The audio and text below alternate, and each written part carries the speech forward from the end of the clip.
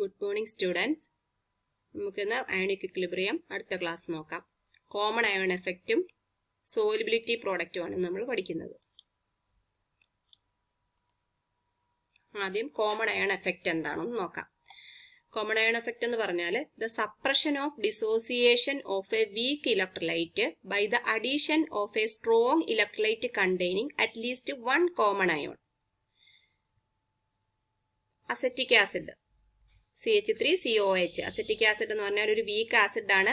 Week electrolyte. അത് dissociate ചെയ്യുമ്പോൾ എന്തൊക്കെ ഉണ്ടാകും? CH3COO മൈനസും H+ അയോണുമാണ് ഉണ്ടാകുന്നത്.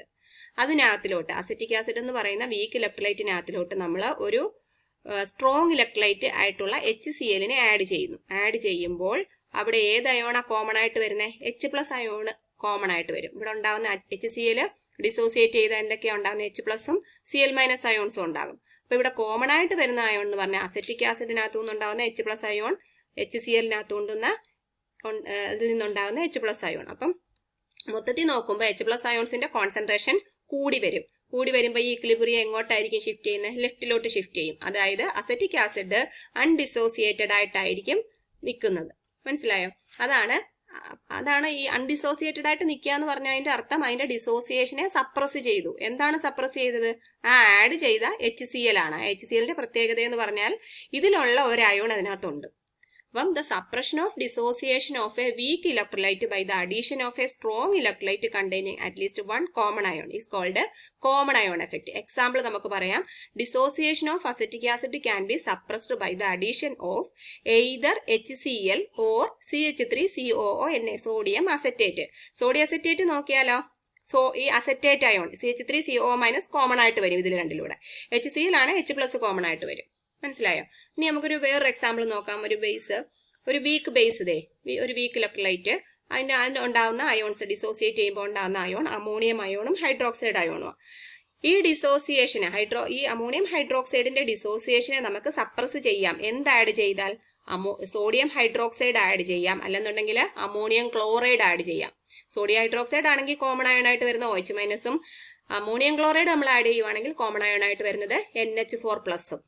അപ്പം മനസ്സിലായോ? That is the common ion effect. Next solubility product. ഇപ്പൊ സോലിബിലിറ്റി പ്രോഡക്റ്റ് പഠിക്കുന്നതിന് മുമ്പ് നമുക്ക് അയോണിക് പ്രോഡക്റ്റ് ഓർക്കാം. എന്തായിരുന്നു അയോണിക് പ്രോഡക്റ്റ്? നമ്മൾ അയോണിക് പ്രോഡക്റ്റ് ഓഫ് വാട്ടർ ഒക്കെ പഠിച്ചില്ലേ? അപ്പൊ അയോണിക് പ്രോഡക്റ്റ് ഓഫ് വാട്ടർ എന്ന് പറഞ്ഞാൽ എന്തുവാ?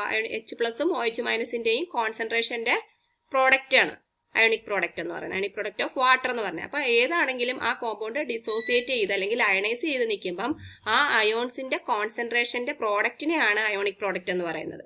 അപ്പൊ നമുക്കിനി സോലിബിലിറ്റി പ്രോഡക്റ്റ് നോക്കാം. Solubility product of an electrolyte at a particular temperature is defined as the product of molar concentration of it's ion in a saturated solution.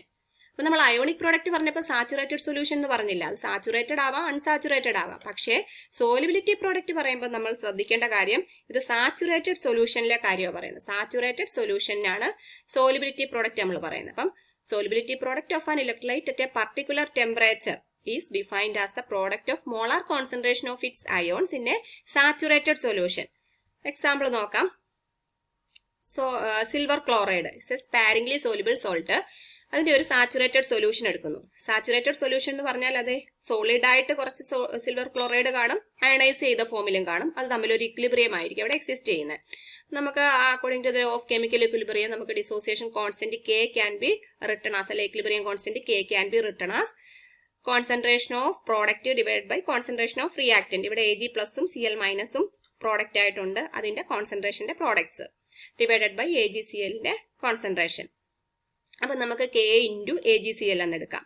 ഈ കോൺസെൻട്രേഷൻ ഓഫ് AgCl എന്ന് പറയുന്നത് AgCl solid സ്റ്റേറ്റിൽ ഇരിക്കുമ്പോൾ അതിന്റെ concentration എന്ന് പറയുന്നത് unity ആണ്. So ആ K × 1, അതായത് AgCl-ന്റെ കോൺസെൻട്രേഷൻ യൂണിറ്റി എന്നുള്ളത് K × 1 എടുക്കുമ്പോൾ നമുക്ക് അതിനെ ഒരു കോൺസ്റ്റന്റ് ആയിട്ട് പറയാം, KSP.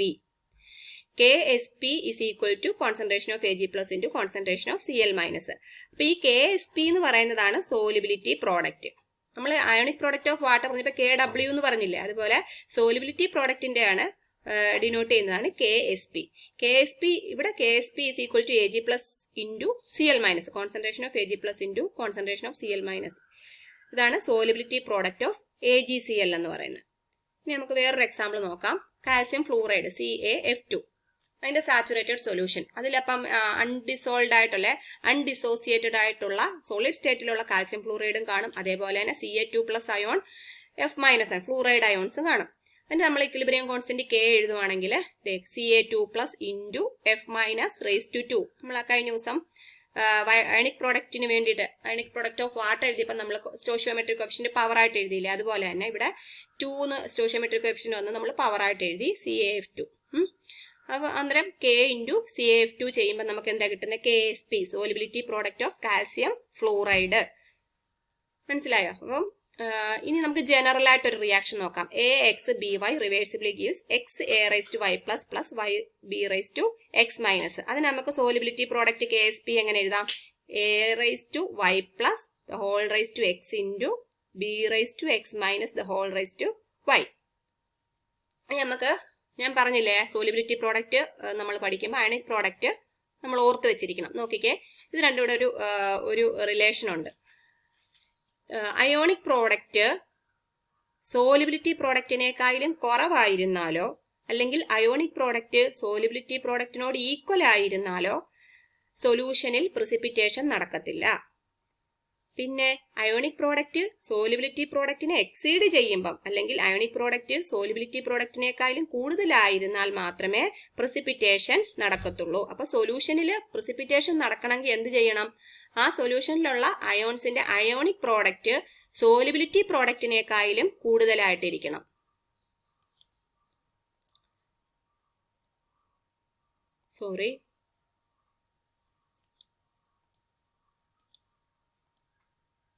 നമുക്ക് applications of solubility product and common ion effect നോക്കാം. ഒന്നാമത്തെ application precipitation of soluble salt. അല്ലെങ്കിൽ നമുക്ക് ഇങ്ങനെ പറയാം, for predicting the precipitation reaction. അപ്പൊ നമുക്കറിയാം, ഒരു സൊല്യൂഷനിൽ പ്രിസിപ്പിറ്റേഷൻ നടക്കണമെങ്കിൽ എന്ത് ചെയ്യണമെന്നാ പറഞ്ഞത്? അയോണിക് പ്രോഡക്റ്റ് സോലിബിലിറ്റി പ്രോഡക്റ്റിനേക്കാളും കൂടുതലായിട്ടിരിക്കണം. That is ionic product solubility പ്രോഡക്റ്റിനെ എക്സീഡ് ചെയ്താൽ മാത്രമേ അവിടെ പ്രിസിപ്പിറ്റേഷൻ നടക്കത്തുള്ളൂ. Okay, precipitation of sodium chloride. നമുക്ക് പ്യുവർ ആയിട്ടുള്ള സോഡിയം ക്ലോറൈഡിനെ പ്രിസിപ്പിറ്റേറ്റ് ചെയ്യിപ്പിക്കണമെങ്കിൽ നമുക്ക് ആദ്യം saturated solution of sodium chloride in water prepare ചെയ്യണം. അത് കഴിഞ്ഞ് അത് ഫിൽറ്റർ ചെയ്തിട്ട് അതിനകത്തിലോട്ട് HCl ഗ്യാസ് പാസ് ചെയ്യിപ്പിക്കണം. അപ്പൊ അവിടെ എന്തൊക്കെ ഇക്വിലിബ്രിയം എക്സിസ്റ്റ് ചെയ്യുന്നുണ്ട്? Sodium chloride, saturated solution of sodium chloride ആണല്ലോ. അപ്പൊ സോഡിയം ക്ലോറൈഡ് സോളിഡ് സ്റ്റേറ്റിലും കാണും, അയണൈസ് ചെയ്തിട്ട് Na+ Cl- ആയിട്ട് കാണും. അതിന്റെ സോലിബിലിറ്റി പ്രോഡക്റ്റ് എഴുതിയാൽ concentration of Na+ into concentration of Cl-.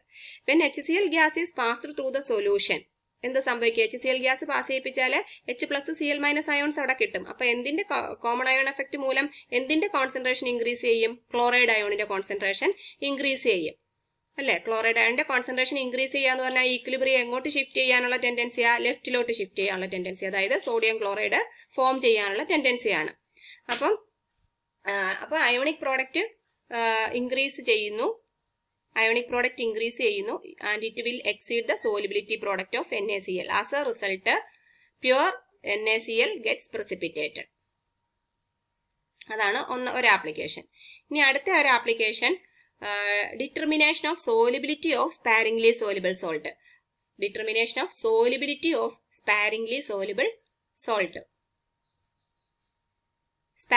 Soluble സോൾട്ടിന്റെ സോലിബിലിറ്റി ഡിറ്റർമിൻ ചെയ്യുക. സോലിബിലിറ്റി നമ്മൾ ടേം S എന്നാണ് ഡിനോട്ട് ചെയ്യുന്നത്. അപ്പൊ consider the solubility of a sparingly soluble salt AgCl as S mol per liter, mol per decimeter cube. AgCl reversibly gives Ag++ Cl-. അതിന്റെ solubility product എഴുതുന്നത് എങ്ങനെ? KSP is equal to concentration of Ag+ into concentration of Cl-. അപ്പൊ solubility നമ്മൾ S എന്ന് പറഞ്ഞു. അപ്പം concentration of Ag+ എന്നുള്ളത് S എന്നെടുത്തു, Cl- എന്നുള്ളത് S എന്നെടുത്തു. അപ്പൊ KSP is equal to S². അപ്പൊ സോലിബിലിറ്റി S എന്ന് പറയുന്നത് is equal to root of KSP.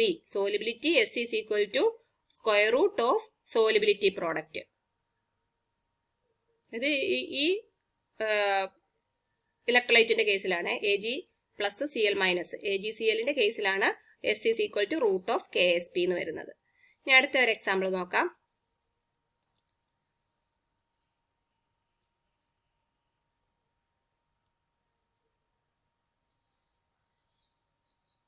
അടുത്ത ഒരു application സോൾട്ടിങ് out of soap. സോൾട്ടിങ് out of soap ആണ് അടുത്ത മൂന്നാമത്തെ application.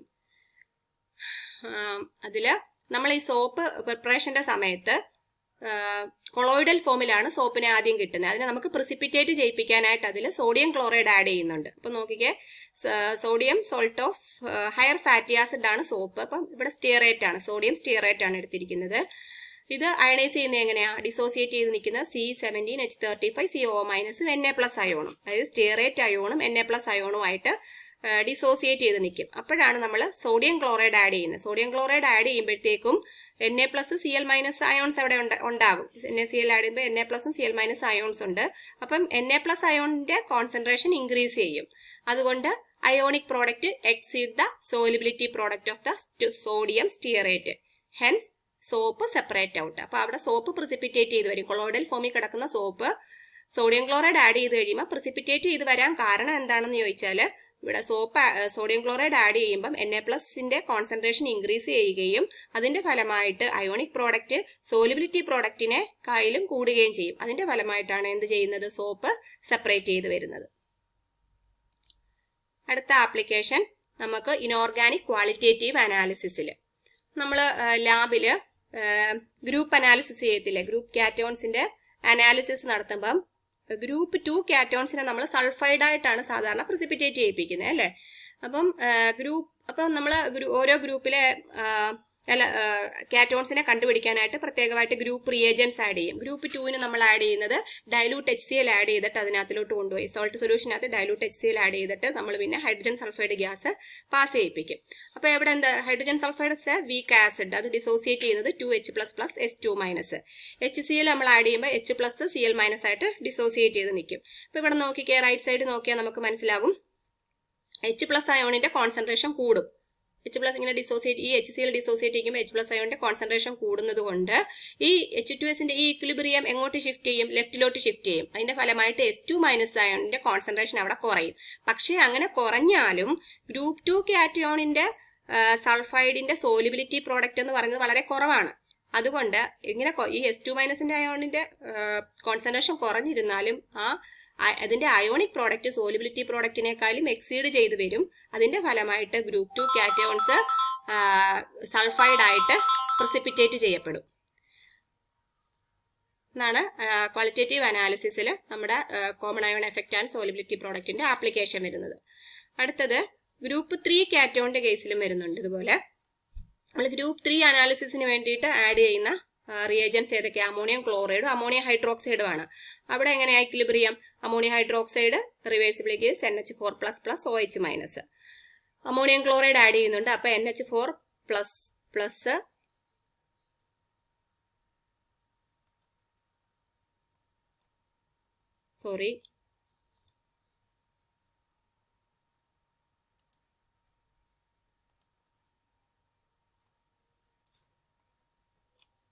NH4+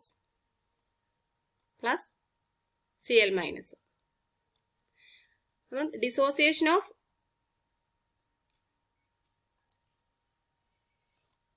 ammonium hydroxide is suppressed by the common ion effect of NH4+. കണ്ടോ? അപ്പൊ അമോണിയം ഹൈഡ്രോക്സൈഡ് ഡിസോസിയേറ്റ് ചെയ്ത് NH4+ OH- അയോണുമായിട്ട് നിൽക്കും. പക്ഷെ അമോണിയം ക്ലോറൈഡ് നമ്മൾ ആഡ് ചെയ്യുന്നുണ്ട് അവിടെ ഗ്രൂപ്പ് റിയേജന്റ് ആയിട്ട്. അപ്പം അവിടെ അമോണിയം അയോണിന്റെ കോൺസെൻട്രേഷൻ കൂടുന്നത് കൊണ്ട് ഈ ഇക്വിലിബ്രിയം ലെഫ്റ്റിലോട്ട് ഷിഫ്റ്റ് ചെയ്ത് നിൽക്കും. മനസ്സിലായി? അതായത് dissociation of ammonium hydroxide is suppressed by the common ion effect of NH4+ provided by ammonium chloride. Hence OH- concentration is very low. പക്ഷേ ഈ OH- അയോൺ കോൺസെൻട്രേഷൻ കുറവാണെങ്കിലും ഈ ഗ്രൂപ്പ് 3 കാറ്റയോൺസിന്റെ ഹൈഡ്രോക്സൈഡിന്റെ സോലിബിലിറ്റി പ്രോഡക്റ്റ് എന്ന് പറയുന്നത് കുറവാണ്. അപ്പൊ അയോണിക് പ്രോഡക്റ്റ് കൂടിയിരിക്കും. അതിന്റെ ഫലമായിട്ട് ഗ്രൂപ്പ് 3 കാറ്റയോൺസ് എന്തായിട്ട് പ്രിസിപ്പിറ്റേറ്റ് ചെയ്യും? ഹൈഡ്രോക്സൈഡ് ആയിട്ട് പ്രിസിപ്പിറ്റേറ്റ് ചെയ്യും. ഇത്രയേ ഉള്ളൂ കോമൺ അയോൺ എഫക്റ്റിന്റെയും സോലിബിലിറ്റി പ്രോഡക്റ്റിന്റെയും ആപ്ലിക്കേഷൻസ്. Thank U.